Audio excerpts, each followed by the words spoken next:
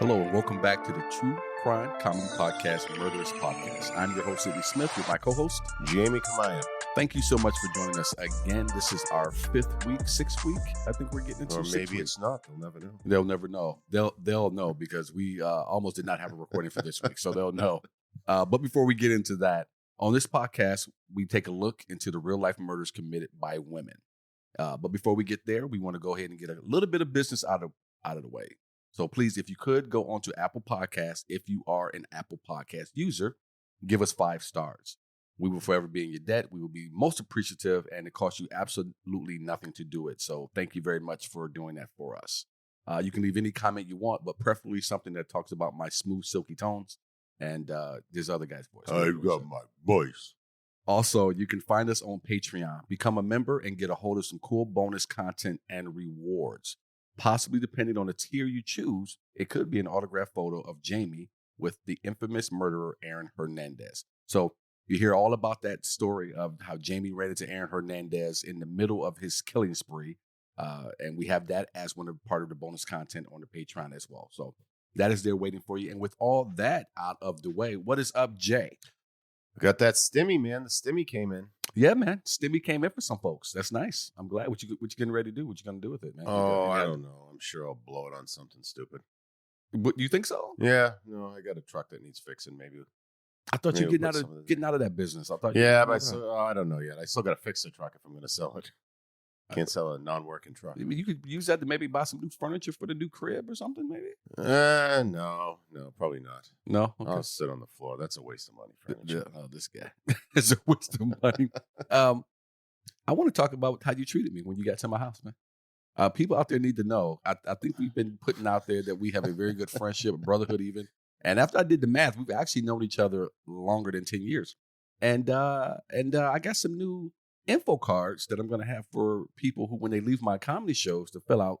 And you all have seen them, whether you've been at a comedy show or you've just filled out something because you were trying to win a prize. You know, those little cards where you kind of put your information like this. Put your information on it. Well, I put a picture, one of my headshots on one side, and first thing Jamie does is take my picture apart for some reason. I offered some constructive feedback. No, it wasn't constructive. You said that's a silly pose. And I've had this picture for a couple of years now, along with some others that I use, and people tend to like it. It's that Macaulay Culkin Home Alone pose. It's not with a closed mouth. First of all, I'm a grown black man, all right, with a mustache and chin hairs. That looks shit like Macaulay Culkin. I just, no. You knew this was going to come up on the podcast. I'm just saying, there's multiple. And my wife was poses. And my wife was standing there. And this is how you attack me when my wife's standing there. Yeah, well, you put the Pop-Tarts on the top shelf. I could barely reach them. Well, you know what? The Pop-Tarts won't be anywhere around for you next time you come over. Rabbit bastard, come in like a pothead looking for fucking snacks every time. Well, you got any? You holding? No, I'm not holding. Actually, I'm holding some, and I didn't put them out here. You know what I have? I have some Hershey Kisses that are caramel filled. What? Yep. I don't see them. Are you sure the fuck don't? Do you?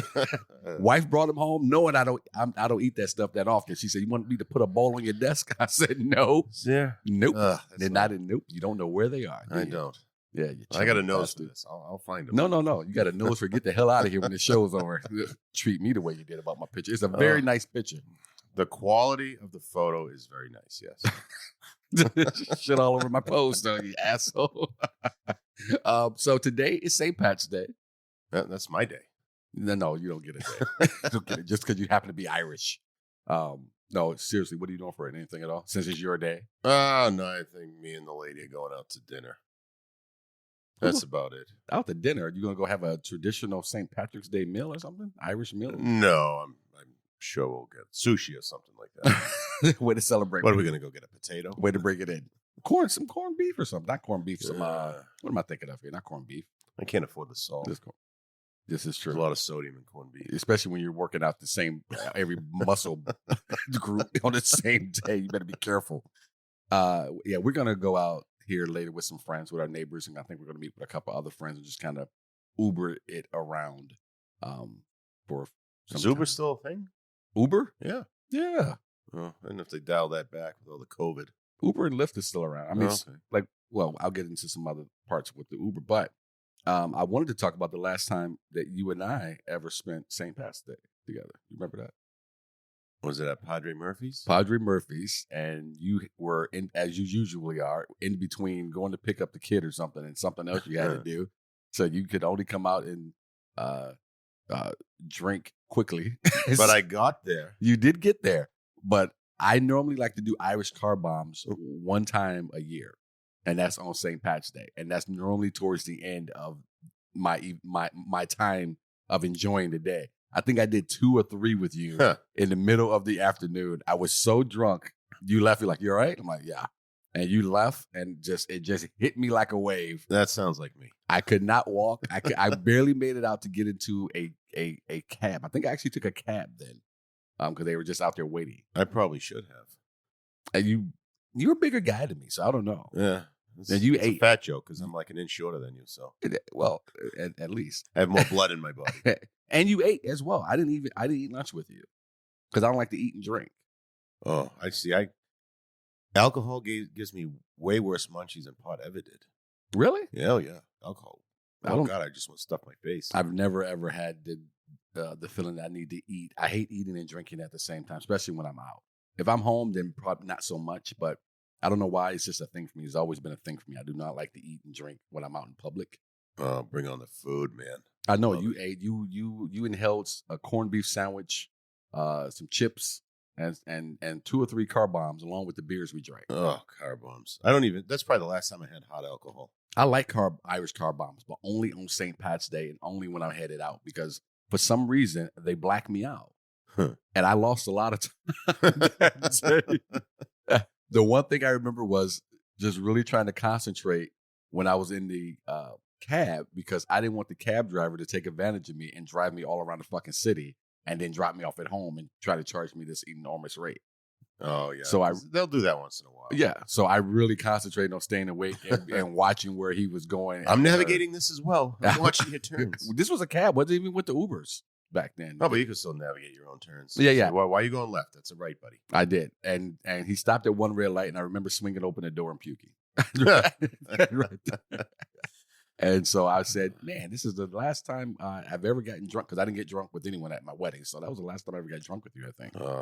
I remember I threw up out of a limo in the Ted Williams Tunnel, driving home from New Year's Eve celebrations in town. I just remember opening the limo door, and I'd say I probably got at least half of it out of the limo. Yeah. I'm in the limo with several other people, so of course, I look like a complete idiot.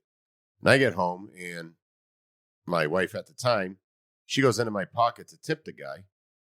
And I just remember going in the house like, whoa, he was really nice about that. She's like, well, you just tipped him $150. What? Yeah, everyone else tipped him, but I tipped him $150. What? Yeah, he didn't mind cleaning up puke that night, I guess. I bet he didn't. But I'm surprised that was it. Well, shit, we took that limo when you put that show together for that. The dog rescue? Yeah. No one puked that night in the limo, though. No. I learned my lesson. I was surprised because I remember the group that you invited in the limo. I'm sure those are the puking type. Yes, someone. Part of that group, I think, knocked over glasses at the show. Yes, in really the front row. I remember Gary Gulman was the headliner. And he was ready to walk out. I remember he said, if this wasn't a benefit, I'd be gone. He would have been gone. Have you thrown out. I think he was going to have them thrown out or something. There was 2 things that I remember from that show. And because you flew me in actually to host that show. I was living back home in Michigan. And and actually that was the reason why Tamara and I got back together. So, yeah. So you guys like owe me almost. No, owe you shit because you've talked a lot of shit over since the last 8 years. So okay, we'll call it square with the pop. Not square. You probably the negative actually. But I remember he said 2 things for that show. I remember it was I opened up the show and then he came up. He said, "Man, good stuff." And I said, "Wow, thanks." And then I remember when I was going to get him off the stage when he was done, he said, "Tell Howard I left." Yeah, he stormed right down the center aisle and out towards. Yeah, I remember I went to say, "Hey, thanks again, man." And he's like, "Yeah." He threw a peace sign up and walked out the door. He was mad. Well, to know anything about Gary Gulman, which I didn't know a ton about him then. I don't know how much you knew about him then. I don't even know how you got into. Well, I knew he's from the Boston area. He is really into his writing. I mean, all comics are into what they write, but it has to be how he wrote it. I would probably say he's akin to probably Jerry Seinfeld in that way, that he really cares about every word that is presented in his jokes. Oh, he's brilliant writer. He's brilliant, fantastic comic. But he doesn't want to be. But don't deviate. Yeah. He doesn't want to deviate. and he wants you to pay attention. And, Yes. and he wants you to understand what he's trying to say. And the other thing, I tried to get through it that I liked about Gary Goldman, but this came years later. This just came, year or 2 years ago, was that he did that documentary about himself suffering from depression. Yes, he did. And speaking again, I think I've talked about it on the show before, speaking of someone who suffers from depression himself and who's now finally getting to a point where I'm okay with openly talking about it with people. I just thought that was such a courageous thing to do. No, it was. Well, and that guy, I feel like he should be bigger than he is. You know, I mean, he's done a lot of things, right? He was in the Joker movie, and he's done a ton of things. He's done a lot. But I feel like he's almost like, why is this guy not more of a household name? Well, one thing, he took some time away. Yeah. So that there will probably hinder that. But the other thing is working with Chris Porter, fantastic comic. Worked with him late last year at Stand Up Live here at my home club in Phoenix. Actually, my show, Sidney Smith Show, is there this Sunday. So if you're in the area, get yourself some tickets and come on out. He said to me, because Chris is in his 40s, but he's a TV writer as well as doing stand up. And I said, do you still have aspirations? Because one of the things I like to do when I work with a cool headliner, if they'll let me, I'll ask different questions just so I can get better and learn. I said, do you still have aspirations of being that mega star? And I said, that Kevin Hart type situation. And he said to me, he said, absolutely. He said, even at this point in my career, I said, I have not stopped trying to get there. He said, but when you talk about that Kevin Hart stratosphere, everything has to be perfect. Everything just has to line up perfectly for you. He said, you can work as hard as you want. You can write as much as you want. You can do all the different things that we all say we're supposed to do, but you still need the universe to line up so perfect for you to get to that type of stratosphere. He said, yeah, do I still want it? Yeah. He said, but I understand that, it just doesn't happen just because. I think it was Mark Cuban who said, anyone can be a millionaire, but it takes luck to be a billionaire. Yeah. I would assume so, but sometimes I listen to these billionaires say shit, and I say, well, that's easy for you to say, asshole. You already are a billionaire. Right. These little bits of wisdom. It's almost like and I get it. You're on a certain level. I think you almost forget about where you started and what it took to get there to a certain point. Now you just maintain where you are, and anything above that, if you can get there. But you little wittyisms, it drives me nuts. Sometimes I'm inspired by him, but sometimes like, dude, you're such an asshole. Why don't you just go in your fucking mansion and shut up? And it was funny that night with Gary Goldman. Now, I'm from Lynn, Massachusetts. He's from Peabody, Massachusetts, which is right next door to Lynn. Mm-hmm. And after I got on stage, he went and spent the first 5 minutes of his set goofing on my accent. And I'm like, dude, you grew up 5 miles from me. He doesn't sound like you. He does not sound like me. Does not sound like you at all. So he can goof on you all day long. And it was hysterical what he was saying, but I'm just sitting there like, son of a bitch. Yeah. Yep. It doesn't sound like you. Our high schools were a few miles apart. It sounds like they're worlds apart when you listen to you.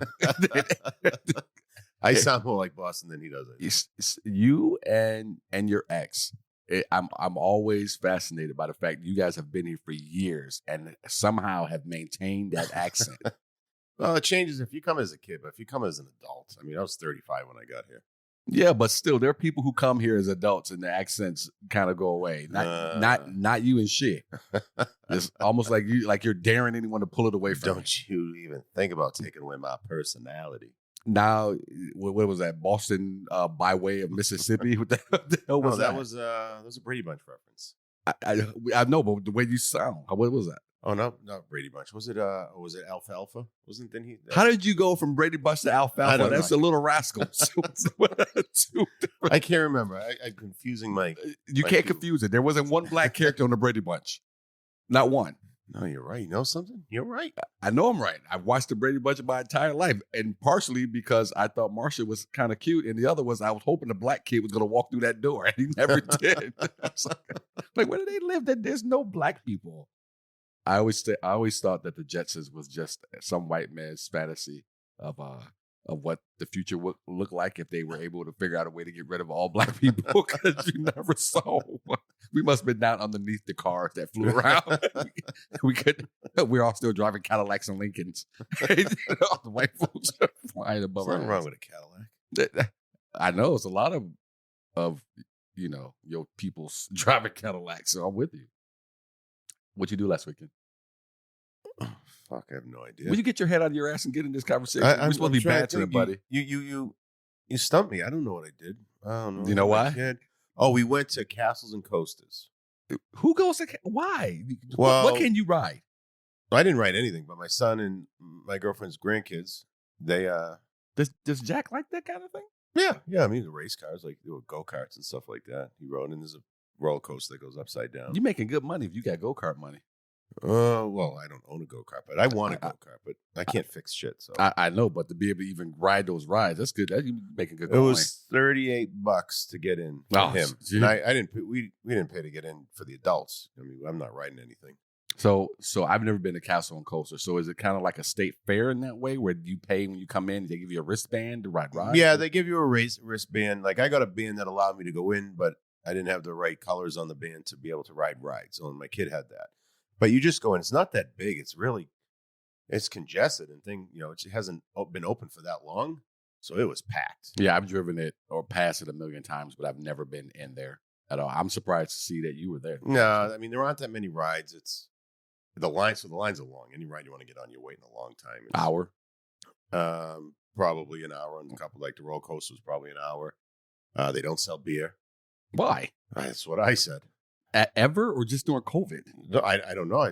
My girlfriend was going to get something, get in line and wait for food, which was another long line. I said, "Yeah, grab me a beer." She's like, "They don't have beer here." What? Like, this is crap. Why are we here? What adult wants to take their child to an amusement park and not be able to get fucked up? Right. I don't drink soda, so I mean, you got to give me a bottle of water. Thanks. Fuck you for making me healthy. I can't believe they don't have beer. This is crazy. You know the money they're missing out on by not having beer? Yeah, I don't get it. I don't know. Maybe the insurance at an amusement park gets high. I have no idea. Why wouldn't you have beer? I mean, close you're your going to sell them doors. for $10 a pop, and we're going to pay for them because we're a captive audience. Yes, that's like a comedy club not having alcohol. You have people here who are captive. Like as you were putting, they will buy whatever you sell. Yeah, they have no choice. I don't even like kids, so I will buy 2 of every alcohol beverage you have back there, and then take an Uber home. Yes, that would have been a fine night with me. It's mostly why I don't go to Castle and Coasters, because I don't like small children. I walked out of there stone sober. Thanks for the heads up. If ever Yeah, I get an invite to, I will stub my toe first and say I can't make it. Sorry, friend. Yeah, if you're into that whole clean living, no alcohol, bring your kids in. Oh, I'm semi-clean living, probably 75%, closer to 90% probably, but I still need alcohol if I'm going to be around that many kids. Who doesn't? Yeah, I mean, I need alcohol to be around my kid at home. You got to all be high in there. Someone's got to be smoking a joint or something. Oh, yeah, you could smell it in there. Someone was smoking a joint. You have to. You have to. Wife and I celebrated our anniversary last week, and so we went away to Flagstaff for Up to the flag. Up to the flag. Shout out to the plated fellas and ladies up there. Brian and Ryan and Nico and Audrey, that whole crew up there that runs some fantastic restaurants. Again, if you are from the Valley, if you get up to hit Flag, you got to go drop by the Mare, which is my number one spot to go hang out at. You got to go hit the Over Easies, which there's a ton down here in the Valley, one up there. You got to hit Whisk and Whiskey. You got to hit the Oakmont, which is over at the Continental Golf Club. So very good friends of mine. They always take great care of us. They'll be at my show on Sunday as well. So we've become like family almost now at this point, but good people. So we hung out with them for quite a bit, but we had a good time. It was a lot of snow. The wife has never been in that kind of snow before, so she enjoyed it. Snow's cool when you're a kid. It wasn't. You know what I've learned, and I tried to tell her before. We had this conversation long before we took this trip up the flag. Is that the snow isn't even the worst part of winter. The worst part is when it doesn't snow and it's just cold, and that cold gets in your bones. Yeah, the wind. The wind is what kills you. Yeah. So we had one day where it snowed and it wasn't too bad, but every other day that we weren't out, it was cold and you could feel it. And so I forgot to buy a snow brush. You don't think of that when you live down in the desert. No, I thought about it and I forgot about it. So I thought I should probably try to grab one. And I forgot about getting one. Then we got up there. I walked out. Fucking car is completely covered. Thankfully, a woman from Yuma who was up there with her girls, her basketball team, she had to go buy one. She pulled by because I was out there with a paper plate, Tamara and I, trying to get the snow off the car. And she let us use hers. And then I went and got one after that. But great trip, man. We had a good time. It was a lot of sleeping. I know most people think, man, married couple go away. Got to be a lot of sex. No, sir. A lot of sleeping up there and drinking and eating. So it was a good time. I like sleeping, but I'm old now. Well, I remember when I was young in my 20s, I had a cousin who was around our age, maybe a little younger than us. And we were talking about it. And he was telling me something about not having sex that much in his marriage. I'm like, dude, how do you not have sex? You know, I'm in my 20s at the time. Like, your 20s, all we're doing is fucking. And he says, oh, one day you're going to get to the point where all you're going to want is a nice back rub and conversation. And I looked at it, I was like, that'll do the trick. I'll never get that old. But now I'll take a nice nap. Give me a nice nap, man. And I'm not old. So I rub the shit a little low. Oh. Is that what you're doing? It was a muscle knot. It's a muscle knot. Is that how you explain the shortness? Yeah. It's a muscle. That's good. That was a good knot. You really hit that. That's not don't worry about the length, baby. It's the knot that's there. But it was a good time. Enjoyed getting away for a little while. Now we're going to celebrate a little St. Patrick's Day. Or as I told Jamie when he walked in, happy your people's day. And we're going to have a good and time. Then he threw a potato at me. Only after you make fun of my damn card. You son of a bitch. All right. Enough of me being bullied in my own home. This week, folks, thank you again for joining Murderous Podcast. Thank you for listening to us ramble on a little bit there, trying to catch up. I haven't talked to this guy really that much, so sometimes it's the only time I really get a chance to talk to him. It's right here in front of all of you. So you guys get a chance to take it in. He leans back like he... this chair doesn't have the back support that the other chair you gave me. He leans back like he pays mortgage here, and like he's waiting for someone to bring him Pop-Tarts. Hides the Pop-Tarts. He gives me the crooked chair. That's right. I'm going to come in complimenting every picture you have hanging on your wall next week. Well, that'll be just par for every other fucking time you're here. So, all right. This week we take a look at the murderess Dorothea Puente. Ooh, this is exciting. I've never even heard of her. Yes. I hadn't heard of her either till I looked her up and said, ooh, this sounds pretty good. We got to research this one and put this one together. And I think everyone's going to enjoy it.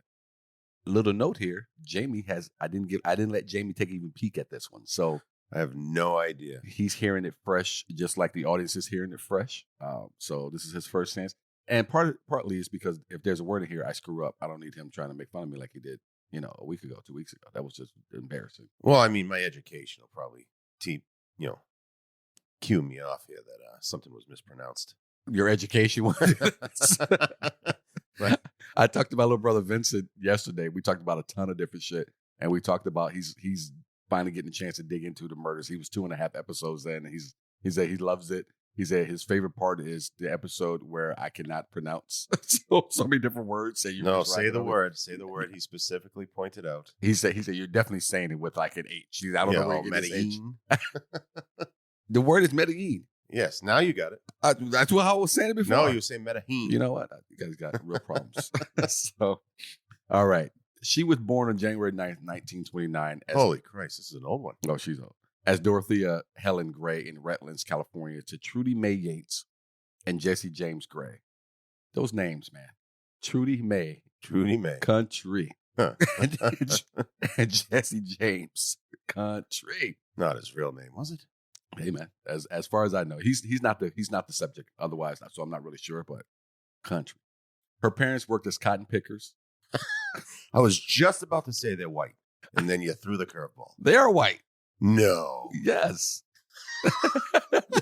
And you know what I knew? I knew when I wrote this up and put this together and researched this. I knew the minute I said her parents worked as cotton pickers. You go bring up some fucking Who race. wouldn't bring it up? That's not racist. I didn't say it was race. Racist. I said you're gonna bring up some race shit. Is what I said. Oh, race shit. Yeah. Well, how come?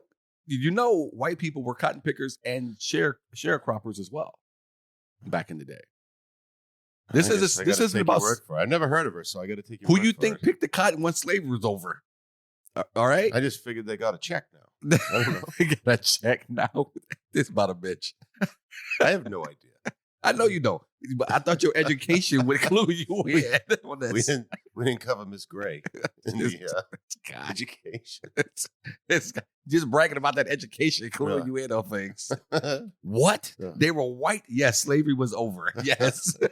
Trudy Mae was white. Although in 1929, I don't think everyone was aware that slavery was over. There's still some people out there. Oh, there might have been some good days for your peoples back then still.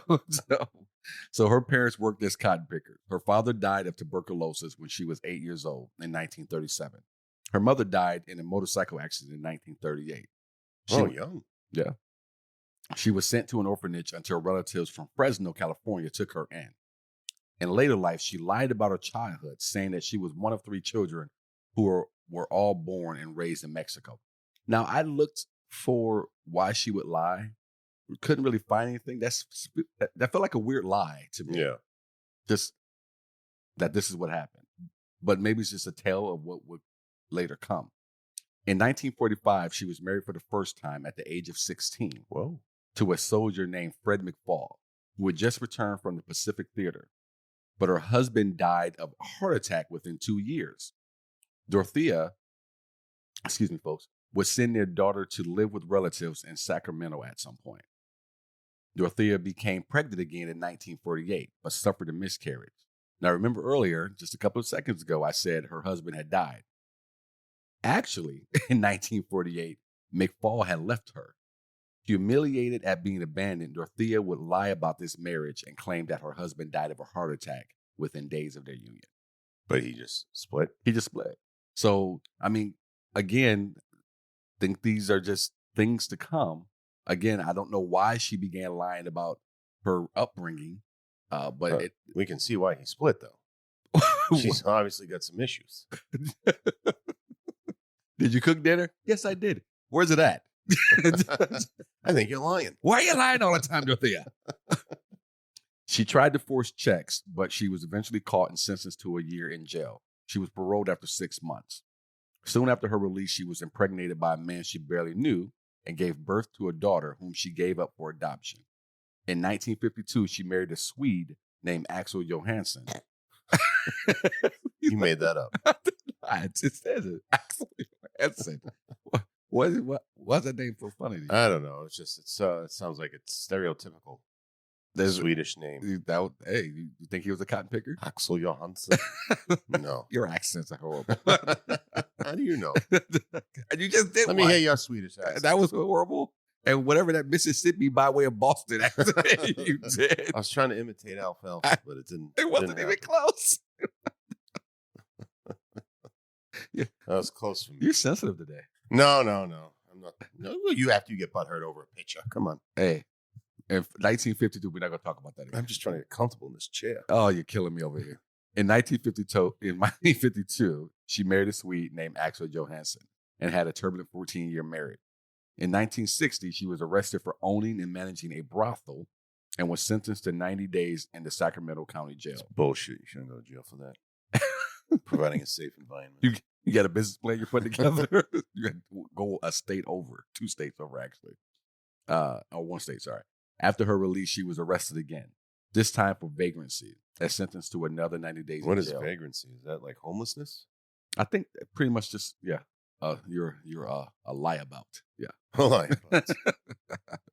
Following that, she began a criminal career that over time became more serious. She found work as a nurse's aide, caring for disabled and elderly people in private homes. In a short time, she started to manage boarding houses. She divorced Johansson in 1966 and married Roberto Puente, a man 19 years her junior in Mexico City. Oh, good for her, Dorothea, however you say it. Dorothea. The marriage only lasted 2 years. Shortly after it ended, Dorothea Puente took over a 3-story, 16-bedroom care home at 2100 F Street in Sacramento, California. Puente got married for the 4th time in 1976 to Pedro Montalvo, who was a violent alcoholic. The marriage only lasted a few months, and Puente started to spend time in local bars looking for older men who were receiving benefits. Huh. Good for her. Have a plan, Dorothea. She forged their signatures to steal their money, but she eventually was caught and charged with 34 counts of treasury fraud. While on probation, she continued to commit the same fraud. This woman doesn't stop. No, keep going. I mean, if you're good at something. Well, how good are you? You got arrested. No, she gets out. According to California Court of Appeal records, in 1981, Puente began renting an upstairs apartment at 1426 F Street in downtown Sacramento. The 9 murders with which she was charged in 1988, she was convicted in 1993 of 3, were associated with this upstairs apartment and not her previous 16-room boarding house. So keep all that in mind, folks, as we're going through her story. Puente's reputation in the boarding house was mixed. Some tenants resented her stinginess and complained that she refused to give them their mail or money. Others praised her for small acts of kindness or for her generous homemade meals. Puente's motives for killing tenants were financial, with police estimates of her ill-gotten income totaling more than $5,000 per month. The murders appeared to have begun shortly after Puente began renting out space in the home at 1426 F Street. Oh. It was at this point that strange things began to occur at her boarding house. In April 1982, a new tenant and her business partner arrived. Ruth Monroe was 61 when she moved in and was instantly overwhelmed by Puente's caring nature. 17 days later, she was dead from an overdose of codeine and Tylenol. Codeine and Tylenol? Yeah. No D on that? Ask Ruth. Yeah, I feel like I would know. Puente explained to detectives investigating her death that Ruth had been deeply depressed over her terminally ill husband. The police accepted her story and determined Ruth had taken her own life. Why do the paperwork? No, Thanks. No point. Thanks for the heads up. Thanks for the investigation. We're out of here. Thanks, Dorothea, for doing this job for us. Weeks later, they were back, following up on allegations that Puente had been drugging men she met in bars and robbing them. One of the complainants was a 74-year-old pensioner named Malcolm McKenzie. He told police he had met Puente at a local bar called the Zebra Club. That sounds like a swinger spot. Oh, yeah. It sounds like a swinger spot for old people. They had several drinks together, after which he invited her back to his apartment. Soon after they arrived, however, he became dizzy and, although conscious, was unable to move. He could only sit and watch as Puente searched the house for valuables. Because he was 74, though, right? Yeah, but I think she drugged him too, though. Oh, maybe just not that very limber. So 74. So wasn't really drugged. I'm even alive at 74. I'll be shocked. Me too. So he could only sit and watch as Puente searched the house for valuables, taking his rare penny collection and a diamond ring that she forcibly removed from his finger. Let me go back to this penny collection. Is there anybody out there who has a penny collection? Please go to our website, murderesspodcast.com. Shoot me a message and send me a picture. Who collects? I don't know anyone who collects pennies anymore. My dad had a couple. Like, he had like an old Indian head, and he had like the steel ones from World War II. Remember, they need all the copper for bullets or something. What were those things worth? Do you have any idea? Nah, probably not much. There's enough of them you can find one. Like enough, if you had like 100 of them, you could like get $1? Maybe a couple bucks. I'd probably give you a couple bucks for all that steel. I was looking online. The largest bill in circulation right now is $100 bill. And when I want to take some cash out from my stimmy today at the bank's like, we're out of hundreds. How the fuck you out of hundreds? People making a run on the fucking bank. Order some more. How did you not see this coming? Look, man. Look, everyone out here. See, this is this is just a quick segue from the show. I love stimulus because no one ever gets why it's called stimulus.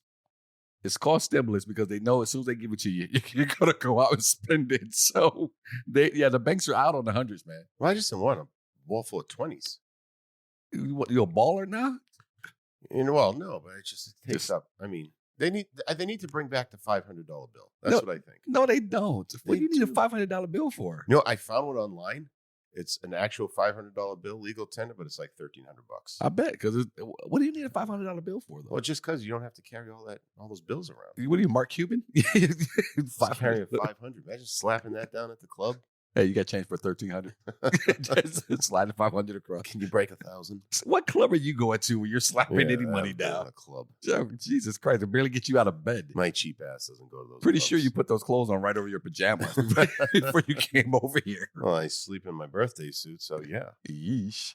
All right. Yeesh. Ugh. What do you mean? Stop it. It made fun of my pose. You get nothing but hatred for the rest of the day. You can change your pose. I'm gonna look at me. I'm stuck with this. Well, that's only because you work out every muscle group at the same time. So, on August 18th, 1982, Puente went before the courts and was convicted on 3 charges of theft and sentenced to 5 years imprisonment.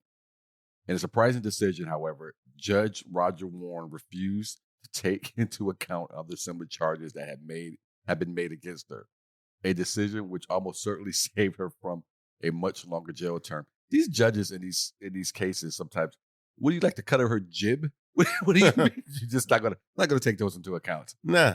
Even though it's the same fucking thing that we got you up for now. I like to cut her jib.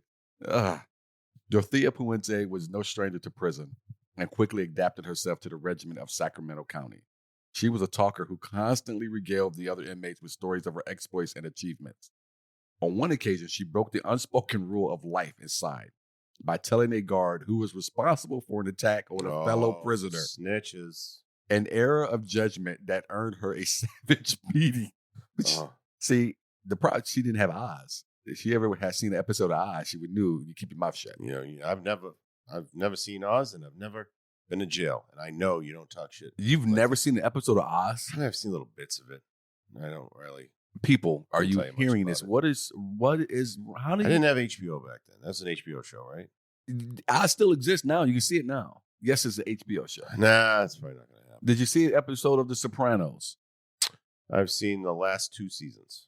Our friendship is on a thin thread, my friend. Have you seen Game of Thrones? Of course. Oh, I thought you didn't. No, every episode. I hate it when it ended. I've been waiting for them to bring the new shit out for it seems like 10 years. I'm just going to talk shit about you. No, yeah, good luck, buddy. It was something what was this something you didn't watch? No.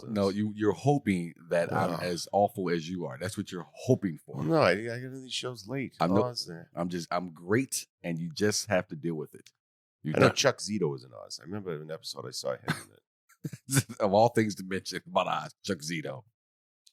As a result of the attack, I'm on a thin thread. We're on, buddy. As a result of the attack, she was transferred to protective custody. While in her new accommodations, she received a letter that would change the direction of her life. It was sent by a 77-year-old retiree named Everson Gilmouth. I knew you were going to laugh at that. You're making these up. I'm not. That's his name. He liked to fish. Everson Gilmouth, he liked to fish. Ooh, that is... That's a nice little play on words. No. That's a nice little. What am I thinking about here? A little breadcrumb for something coming. Oh, my bad. It was sent by a 77-year-old retiree named Everson Gilmouth, who made a habit of writing letters to women in prison. Where was his kids? Mom, Granddad's got the ink in the paper. Dad, but they didn't get that paper away. He's got extra stamps. Given Puente's name, he began corresponding with her on a regular basis from his home in Oregon. She responded in kind, and an intimate relationship soon developed. For Puente, Everson Gilmouth was more than kind words and heartfelt emotions. He was her ticket out of the sheltered world that she had built for herself. She wanted money and respectability, and he had both. Oh. Everson, on the other hand, had become completely besotted by Dorothea to the point that when she was released in September 1985 after 3 years in prison, he was there to meet her in his red 1984 pickup. Oh, baller. I thought you were going to say Corvette. Pickup. It's better than a Hyundai. Yeah, that's true. Shout out to Audrey and her Hyundai. Audrey, I spoke about her earlier. She's part of the crew that we hung out with when we were up in Flagstaff. She's the general manager of the mayor. She started listening to this, and she said she could not stop laughing at how you and I were making fun on the last episode of the chick with the Hyundai. I'm so rich. My husband takes so good care of me. Because she has a Hyundai. She's like, you guys are shitting on my car. So somebody doesn't love you either. Sorry, kid. So he was there to meet her in his red 1984 pickup. Their relationship developed quickly, and the couple was soon making wedding plans. One piece of information can't be overlooked, though. Also in attendance when she was released was her old friend Ricardo Odorica, the owner of a boarding house at 1426 F Street. Oh, it's all come back. Yeah, where she took a room for just $200 a month. Following her release, the relationship with Everson developed rapidly, and they were soon making wedding plans.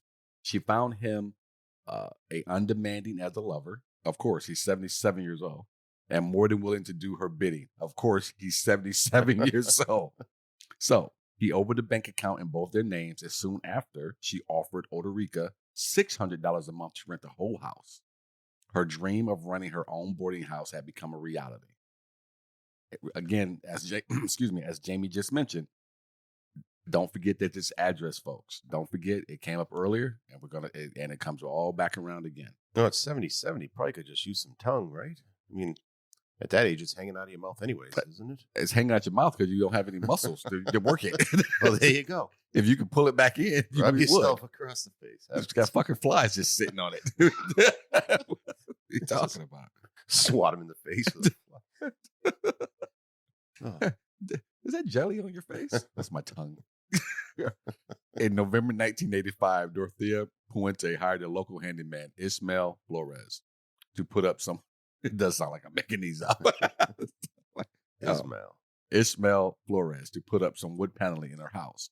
It was a good deal. For just $800 in the paneling job, Ishmael had bought a red 1984 pickup from her in good condition. Oh. Puente told him the truck had belonged to her boyfriend in Los Angeles, who no longer had a need for it. Huh. Ishmael was more than happy with the exchange, so when Puente asked him to do one last job, he was happy to oblige. She needed a box built, she told him, to store books and other items. It had to be 6 feet long, 3 feet wide, and 2 feet deep. Say the size of a casket. Roughly, give or take. If he ever wondered about the box's strange dimensions, he never said a word and followed her instructions to the letter. The following day, when he returned, the box had been filled, moved to an upstairs room, and nailed shut. She needed just one last favor, to have it transported to a storage depot. And ignore the smell. Again, he obliged, and with the help of a neighbor, loaded it onto his pickup. When he left for the depot... And what, do you got, a dead body in here? I thought the same thing. Because when you're helping someone move and it's heavy, you say stupid shit. No, not at all. When he left for the depot, Puente went with him for the ride. On the way to the depot, she abruptly changed her mind and had Ishmael stop just off the Garden Highway in Sutter County and dump the box by the riverbank. He questioned her decision, but she quickly explained that the contents were mainly junk and should have been dumped away. He accepted her explanation and they returned home where they shared a few beers. I would have gone back the next day and pried that fucker open. Yeah, I think anybody would have who did not probably already think or know that there's a dead body in there. Yeah, he had the smell. Because anyone else, I would have believed this man's background, being a handyman, that type of thing, would think, man, it might be some shit there I can sell. Maybe something of value. Of course. But no, he didn't go back because he knew. On New Year's Day, 1986, 2 fishermen found the foul-smelling box that was now halfway submerged in the river. They informed the local police, who attended the scene and pried open the box. Inside, they found the remains of Everson Gilmouth. He was, what'd you say before, going fishing? He was a fisherman? Yeah. Well, not really, but he was in the river. He's chow? He's bait. He's chum. Inside, they found the remains of Everson Gilmouth. He was dressed in his underwear, wrapped in a white bedsheet, and bound with black electrician's tape. The body showed no signs of wounding and was decomposed beyond a point of recognition. The only distinguishing feature was a wristwatch with a metallic band that still clung to the corpse's left wrist. Ooh. The corpse's left wrist. The corpses. I like that better. I know, right? I hate you. With no identifiable characteristics. I got you. I got characteristics. No identifiable characteristics to go on. Do the podcast for myself. To go on, the police soon added another John Doe to their list of unsolved homicides, where it was to remain unidentified for 3 years.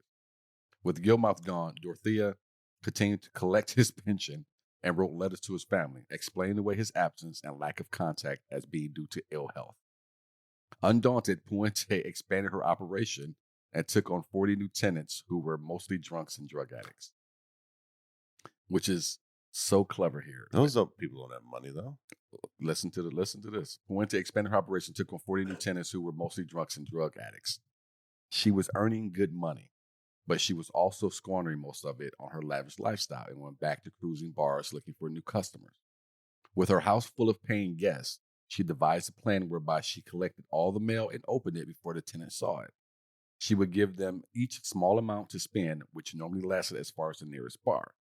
Drunk and out of control, they would then be picked up by the police, who were usually acting on an anonymous tip, and locked up for 30 days, during which time Puente would pocket their benefit money. Oh, it's a little bit clever. I give her credit for that. That's what I'm saying. Clever, dude. You get these drunks and call the cops on them, and now you get your hands on all their money, at least for a month. Right. Then rotate them in. Rotate them out. In the following months, more mysterious disappearances were reported. On August 19th, Betty Palmer, a 77-year-old resident of Puente's boarding house, never returned from a doctor's appointment. Several weeks later, Puente was in possession of an ID in Betty's name, but it bore her own picture, which she used to collect Betty's benefits. In February the next year, another tenant, Leona Carpenter, was discharged from the hospital and placed in Puente's care. She was 78. Puente made her up a bed on the couch as a temporary measure, but 2 weeks later, she went missing and was never heard from again. James Gallup was 62. Meanwhile, Ismail's providing box after box. Business is great. This is a TV show. It's a cutaway to Ishmael just swinging a hammer. Just sawing some wood. Let me guess, 6 foot by 3 feet by 2 feet. Wider at the shoulders? Wider at the hips for the females. So James Gallup was 62 and was last seen in July 1987 when he was treated by his doctor after months in the hospital following an operation to remove a brain tumor. He told the doctor he was moving into a boarding house at 1426 F Street. The following October, 62-year-old Vera Martin moved into the boarding house and was never seen again. Puente continued to accept elderly tenants and was popular with local social workers because she accepted the tough cases, including drug addicts and abusive tenants. Bring them here. She collected tenants' monthly mail before they saw it and paid them stipends, pocketing the rest for expenses. During this period, parole agents went and visited Puente, who had been ordered to stay away from the elderly and refrain from handling government checks, a minimum of 15 times at the residence. No violations were ever noted. So they came out 15 times, gave her this message, this reminder, and never ever noted a violation. 15 times, but hey, it's that 16th time is probably the law. 16 violations we got to take in. Oh, my gosh. Suspicion was first aroused when neighbors noticed the odd activities of a homeless alcoholic known only as Chief, who Puente... I'm not making this up. Who Puente stated she had adopted and made her personal handyman. Puente had Chief dig in the basement and cart soil and rubbish away in a wheelbarrow. At the time, the basement floor was covered with concrete slab. Chief later took down a garage in the backyard and installed a fresh concrete slab there as well. Soon afterward, Chief disappeared. So, Chief got wise to what was going on. Well, you saw that she didn't bring Ishmael back. So Chief, you're not going to ask her. We need you to dig a hole that's 6 feet by 3 feet by 2. Bert Montoya arrived the following February, and soon after Puente took charge of his affairs, he too disappeared. When the other tenants asked about him, they were told that he had left for Mexico to visit his family. I can't wait to get to the end of the story for a body count. Prior to Bert Montoya's disappearance, Dorothea Puente had already begun to arouse suspicion, but not with the police. Following complaints that she had been running an illegal board and care facility, a Department of Social Services inspector arrived at the house to inspect the facility. Although the inspector was aware that she had previously been convicted for misuse of her client's benefits, she was able to lie her way out of trouble. A field report later compiled by the same inspector declared the complaints unfounded. What is going on with these people? Cops and this inspector from the social services comes out knowing nothing. No one can stop this. This woman, what is she? Just the mad genius? She's probably like, listen, I'll take your old parents here.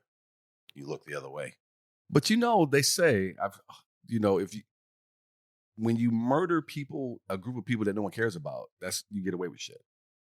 They talk about the different serial killers that walk this planet. Oh, they kill the prostitutes, homeless. They last a lot longer. Yeah, you're not killing anyone anyone's going to miss that anyone really cares about. Probably assuming the same thing with these old people. Obviously didn't have any family. As long as the bodies don't pile up. Well, we've got more of the story to get to. Uh-oh. Puente was able to continue unmolested for a while longer until Peggy Nickerson, a social worker who has sent many clients to Puente's home, became suspicious when she tried to visit some of the people that she had sent there. Puente told her that they had moved away. Initially, she believed the stories because most of the people in the question were transients and had a history of wandering off and returning to their old ways. In the absence of any evidence to support her suspicions, Nickerson stopped sending people to the house, just in case. just to be safe. So Nickerson here, she's hot. The authorities have no idea what's going on, but little Miss Nickerson here, she's hot on the trail. Like a parent who wants to send little Tommy over to the house across the street because can't prove it, but I'm pretty sure that guy's molesting kids. So just to be on the safe side. Just to be safe. You're nonsense. Finally, on November 7th, following the visit to the house, Judy Moyes filed a missing persons report with the police, stating that she did not accept Puente's story about Bert having gone to Mexico. He was not the type to run away, she told them. The police accepted her complaint and went to the house to question Puente and look around. While they were there, a male resident passed a note to one of the officers which described how Puente had told him to lie. 4 days later, the police returned with a warrant to search the house and dig up the garden.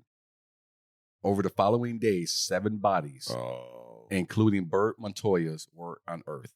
One body, that of Betty Palmer, was missing the head, hands, and lower legs. At the same time, the police began an investigation into the disappearance of Everson Gilmouth and Ruth Monroe. Gilmouth was later identified from his hospital x-rays, but no cause of death was ever determined. Post-mortem examination of the 7 bodies found in the yard revealed large concentrations of the drug fluorazepam, or Dalmane as it is commercially known. Police later found dozens of prescriptions for the drug among Puente's personal papers. As the investigation progressed, detectives discovered that Puente had cashed over 60 benefit checks belonging to the deceased after their death. Oh, wow. I mean, I had aunts that did that, but they didn't kill anyone. What's that? I had aunts who did that. Really? Cash checks after the... Are you serious? I probably shouldn't hear our whole family business. Can you talk I had about a couple. Well, no names, but... Yeah. Can you talk about it without the names? Well, yeah. I mean, husband died, and it was, I don't know if it was Social Security or a pension check, one or the other. They kept coming. And they kept signing. What happened to him? There was no jail time. I remember they got caught, but there was no jail time, and I think there was a fine. But this person was already like 80. I'd say 80 at the time. Like, I don't know that anything was ever going to come of it. Could just kind of plead ignorance, I guess, at that point. No, go to jail. All right, I know it's your aunt. All right, I'm sure you love her, but she wasn't close. Oh, well, good. Throw the book at her. Relative, but throw the book at her. Yeah. All right. She's trying to get by. Look at this. Ain't this about $1 out of 15 cents. Oh, this is what we're doing. Hey, you want to do your Chance the Rapper that you did earlier? I don't think you appreciated I did. Chance the Rapper. Oh, I did. So. It was the funniest shit I've heard. You should close out the show part with it. Just for St. Patrick's Day. I'll do a different song every, because, I mean, Chance the Rapper, right? Yeah. I wouldn't use him on St. Patrick's Day. Sometime between Friday, November 11th and Monday, November 14th, Dorothea Puente had packed a bag and simply walked away. She was nowhere to be found. Amidst great embarrassment, the police launched a statewide search and enlisted the help of the FBI to track her down. So while they're searching her house, she just vanishes.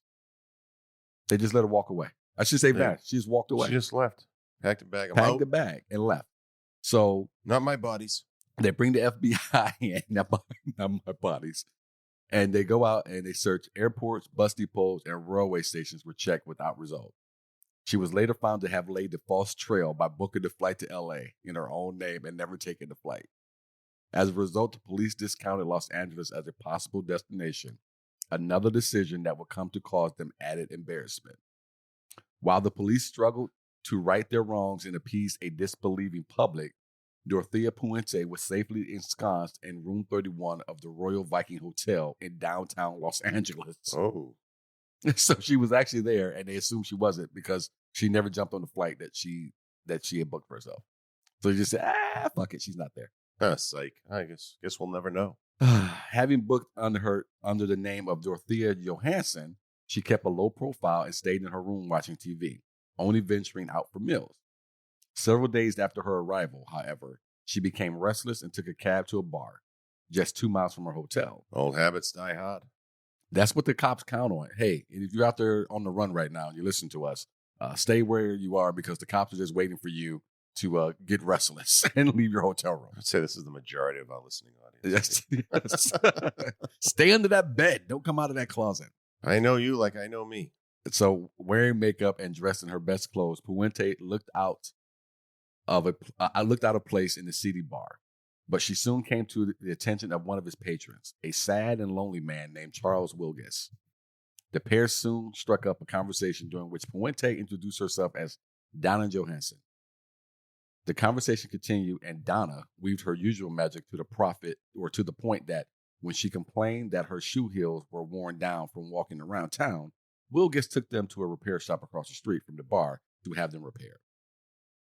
With Puente taking the lead, talk soon led to Wilgus's financial situation. Learning that he was receiving sickness benefits, she offered to show him how to increase the amount he received each month by filling out additional forms to capitalize on his condition. While impressed by her knowledge of such things, he began to wonder how she came to know so much about it. No question, take the money. After a few drinks, that's how those other people ended up dead. See right here? Yeah, I'm going to have to keep an eye on you when you're 70. I'm never going to make it. After a few drinks, Dorothea suggested that they get together and share a Thanksgiving dinner. The idea sounded appealing to Charles, but for some reason he began to feel uncomfortable, particularly when she suggested that they should move in together. Could be the bean and cyanide casserole.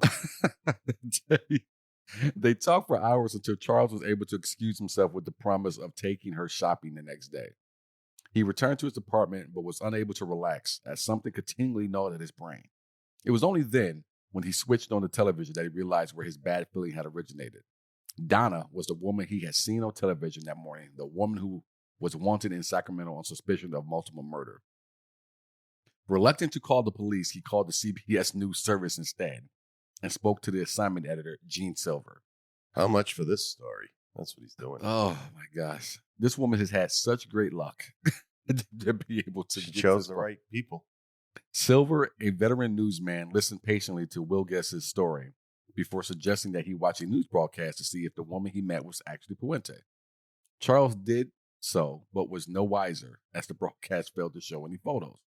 Smelling the breaking story, Silver then suggested he bring over a news photo of Puente so that Charles could be sure.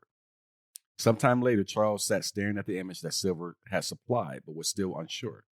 Eventually, aided by Silver's gentle prodding, hey, that's her, don't you think? Does that look like her? Yep, that's her. All right. Circle the one in the middle. Charles agreed that the woman he met in the bar could very well be Dorothea Puente. Armed with his newfound knowledge, Silver then returned to his office, summoned a camera crew, and rang the police. With everything in place, the police, accompanied by Silver and his news crew, arrived at the Royal Viking at 10:20 p.m. and knocked on the door of room 31. Puente answered the door, momentarily blinded by the glare of TV camera lights, and was promptly asked for some form of identification. You want $1 million. Is Ed McMahon there? With nowhere to run. Ed McMahon? Yeah. He's dead now. He wouldn't have been then. Oh, maybe. There was no maybe. He would have been alive then. With nowhere, you know what? With nowhere to run, Puente took her driver's license from her handbag and handed it to the detective. If there had been any doubt as to her identity, it quickly dissolved when the police read the name on the license. Dorothea Montalvo.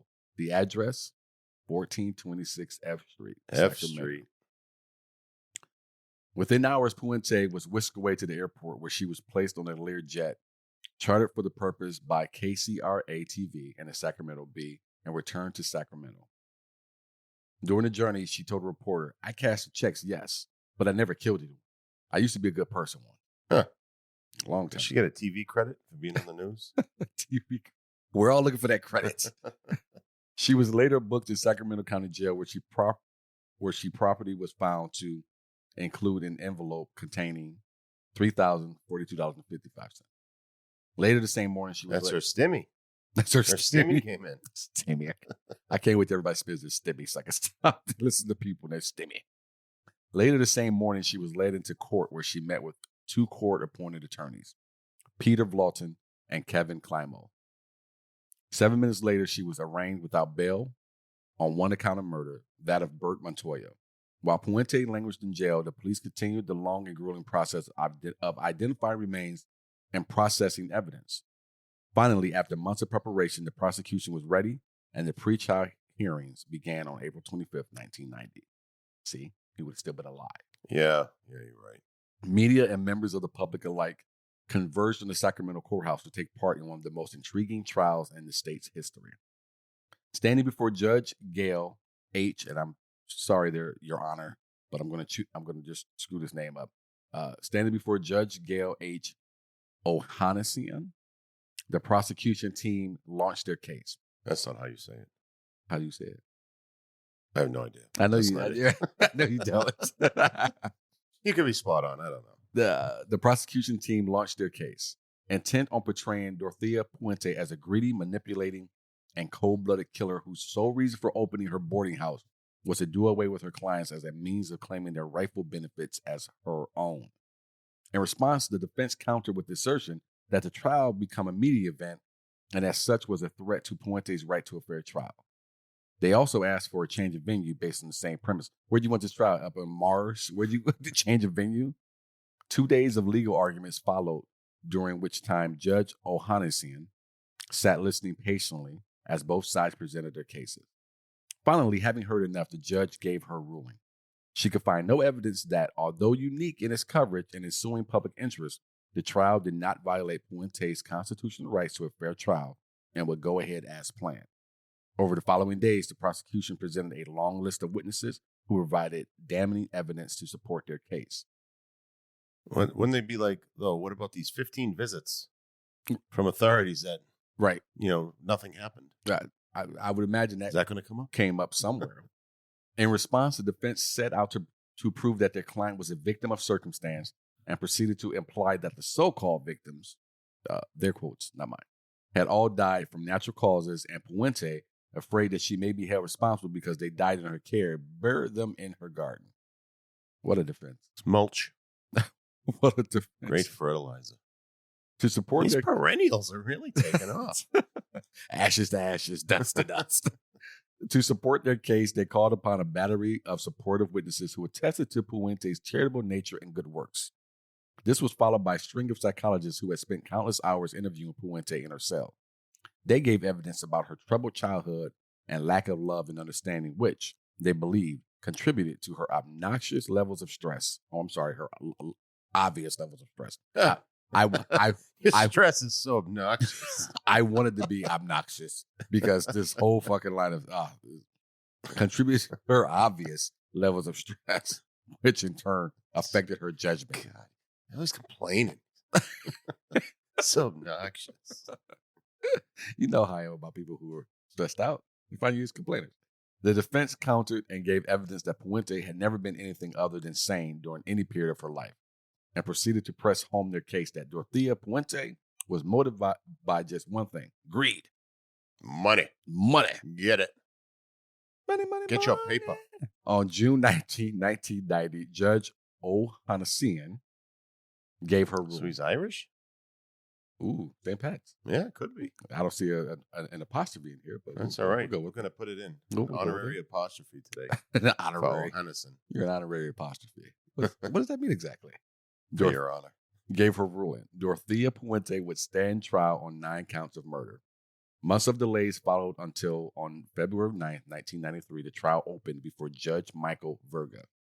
Again, the prosecution presented a case and the defense countered with theirs, each sticking to their original assertions.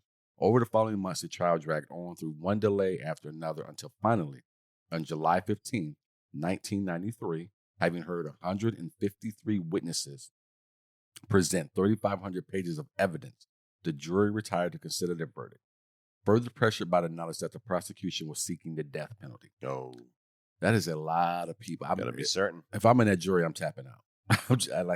At witness 20, I'm out on this. Like, dude, how many more people? Juror 8, wake up. How many more people? I can't. I couldn't do that. That's a lot. 35 pages of evidence. At that point, I'm just going to go in there and just say either guilty or innocent. We don't need to review anything. No. I'm ready to vote. Days passed with no word as the jury went over and over the evidence until, not me, until on the afternoon of August 2nd, a note was passed to the judge. We, the jury, are deadlocked on all 9 counts. We would like further instruction. The following day, after fending off a defense motion for a mistrial, Judge Verga's advice was simple and direct. Go back and try again. He then proceeded to tell them how to your instructions. He then proceeded to tell them how to achieve a decision and sent them back to deliberate further. On the afternoon of August 26th, the jury had reached a verdict. Before a packed courtroom, the court clerk read the verdicts. Guilty of the crime of murder in the second degree of Leona Carpenter. Guilty of the crime of murder in the first degree of Dorothy Miller. Guilty of the crime of murder in the first degree of Ben Fink.